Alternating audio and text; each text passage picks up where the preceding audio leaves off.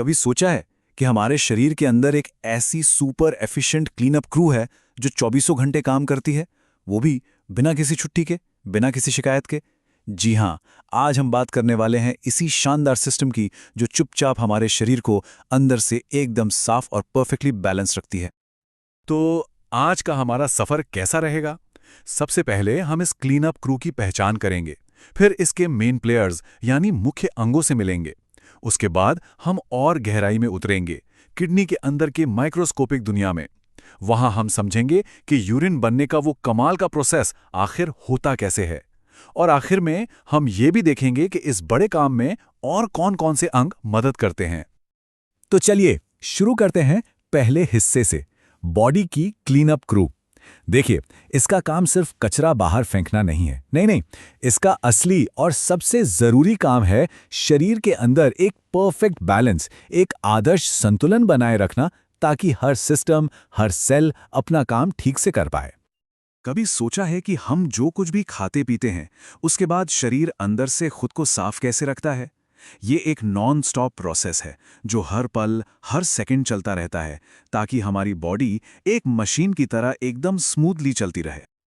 और यहीं पर कहानी का हीरो एंट्री लेता है हमारा एक्सक्रीटरी सिस्टम, यानी उत्सर्जन तंत्र। इसे ऐसे समझिए कि ये हमारे शरीर का एक बहुत ही एडवांस्ड प्यूरिफिकेशन प्लांट है। इसका काम है मेटाबॉलिज्म से पैदा होने वाले टॉक्सिक वेस्ट को पहचानना, उसे इकट्ठा करना और शरीर से बाहर निकाल देना। और इस पूरी कहानी का, इस पूरे सिस्टम का बस एक ही मकसद है, होम्योस्टेसिस। अब ये सुनने में थोड़ा मुश्किल शब्द लगता है ना, पर इसका मतलब बहुत सिंपल है, अंदर सब कुछ ठीक रखना। मतलब शरीर के अंदर का माहौल स्टेबल और बैलेंस्ड रखना। ये सिस्टम इसी संतुलन का सबसे बड़ा सिपाही है। तो ठीक है, आप जरा इस सिस्टम की ड्रीम टीम से मिलते हैं। ये वो 4 मेन खिलाड़ी हैं जो इस वेस्ट मैनेजमेंट के पूरे खेल को संभालते हैं। तो इस रास्ते में 4 मेन स्टॉप हैं। सबसे पहले एक जोड़ी किडनी, जो हमारे मेन फिल्टर्स हैं। फिर आती हैं यूरेटर्स की एक जोड़ी, जो कि ट्रांसपोर्ट पाइपलाइन है।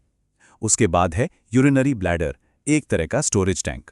और आखिर में है यूरेथ्रा, जो कि एग्जिट रूट है। लेकिन इन सब में जो असली वीआईपी हैं, वो हैं हमारी किडनीज। ये राजमा के आकार के छोटे छोटे ऑर्गन्स हमारी पीठ की तरफ, कमर के ठीक ऊपर छिपे रहते हैं। पर इनके आकार पर मत जाइएगा, क्योंकि असल में सारा भारी काम यही करते हैं। ये हमारे शरीर के मेन एक्सक्रीटरी ऑर्गन्स हैं। और पता है, किडनी का काम सिर्फ कचरा छानना नहीं है, ये तो बस एक काम है। इसके अलावा ये हमारे ब्लड प्रेशर को रेगुलेट करती हैं, रेड ब्लड सेल्स के प्रोडक्शन को कंट्रोल करती हैं, और तो और हमारी बॉडी का पीएच बैलेंस भी मेंटेन करती हैं। सच में ये तो असली मल्टीटास्कर हैं। तो चलिए अब जरा एक माइक्रोस्कोप उठाते हैं और किडनी के अंदर जूम करके देखते हैं, क्योंकि असली एक्शन तो वही हो रहा है। यहां हमें मिलेंगे लाखों छोटे छोटे वर्क हॉर्सेस जो दिन रात काम में लगे रहते हैं। लाखों, जी हां, एक दो नहीं बल्कि लाखों। हर एक किडनी के अंदर नेफ्रॉन नाम के करीब 10 लाख छोटी छोटी फिल्टरिंग यूनिट्स होती हैं। ये नंबर ही अपने आप में बताता है कि हमारी किडनी कितनी कॉम्प्लेक्स और कितनी कमाल की चीज है। तो ये नेफ्रॉन है क्या? असल में ये किडनी की सबसे छोटी और सबसे जरूरी यूनिट है। हर एक नेफ्रॉन अपने आप में एक पूरा माइक्रोस्कोपिक फिल्टरिंग स्टेशन है, जहां खून की एक एक बूंद को साफ करने का असली काम होता है।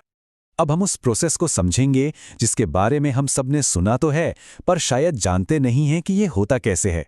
ये कहानी है यूरिन बनने की, जो अपने आप में एक 3 स्टेप फिल्ट्रेशन मास्टरपीस है। ये पूरी प्रक्रिया 3 बहुत ही व्यवस्थित स्टेप्स में होती है, एक असेंबली लाइन की तरह। पहला स्टेप है अल्ट्रा फिल्ट्रेशन, दूसरा है सिलेक्टिव रीअब्जॉर्प्शन और तीसरा है ट्यूबुलर सिक्रीशन। चलिए एक एक करके इन तीनों को समझते हैं। Step 1, ultra filtration.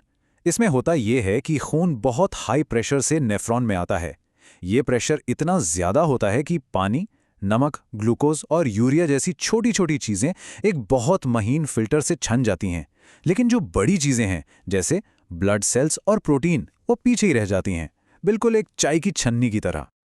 अच्छा, अब जो लिक्विड छनकर आया है उसमें कचरे के साथ साथ कई काम की चीजें भी आ जाती हैं, तो बॉडी इतनी भी बेवकूफ नहीं है कि उन्हें फेंक दे। यहीं आता है स्टेप 2, सिलेक्टिव रीएब्जॉर्प्शन। जैसे ही ये लिक्विड आगे बढ़ता है, हमारा शरीर बड़ी चालाकी से ग्लूकोज, अमीनो एसिड और ज्यादातर पानी जैसी जरूरी चीजों को वापस खून में सोख लेता है। और अब बारी है फाइनल टच की, स्टेप 3, ट्यूबुलर सिक्रीशन। इसे आप फाइनल क्लीन अप कह सकते हैं। इसमें खून में अगर अब भी कोई कचरा बचा है, जैसे एक्स्ट्रा पोटेशियम या कुछ दवाइयों के अंश, तो उन्हें भी एक्टिवली खींचकर उस छने हुए लिक्विड में डाल दिया जाता है। और बस इसके बाद जो बचता है वही यूरिन है।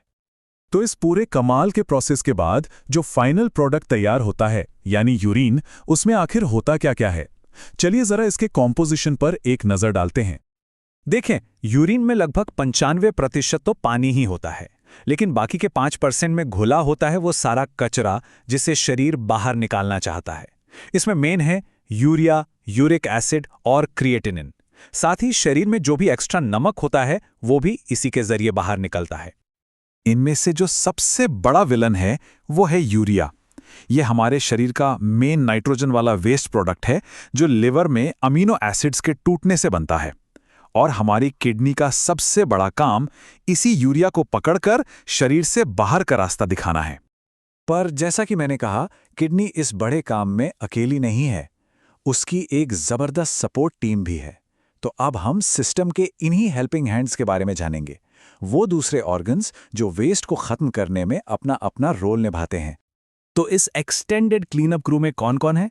हमारे फेफड़े जो हर सांस के साथ कार्बन डाइऑक्साइड बाहर फेंकते हैं, हमारा लिवर जो किडनी के लिए कचरे को प्रोसेस करता है, और हाँ, हमारी स्किन भी जो पसीने के जरिए एक्स्ट्रा पानी, नमक और थोड़ा बहुत यूरिया बाहर निकालती है।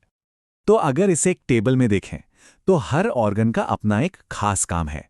किडनी का मेन काम है यूरिया और एक्स्ट्रा नमक हटाना, फेफड़ों का काम है कार्बन डाइऑक्साइड हटाना, लिवर का काम है अमोनिया जैसे जहरीले पदार्थ को यूरिया में बदलना, और स्किन पसीने के जरिए सफाई करती है ना? कमाल का टीम वर्क। सोचिए, ये इतना जटिल, इतना कमाल का सिस्टम बिना हमारे एक भी कमांड के दिन रात 24/7 काम करता रहता है। तो सवाल ये उठता है कि हम इस अनमोल सिस्टम को सुरक्षित रखने के लिए, इसकी मदद करने के लिए आखिर क्या कर सकते हैं? इस पर सोचना बहुत जरूरी है।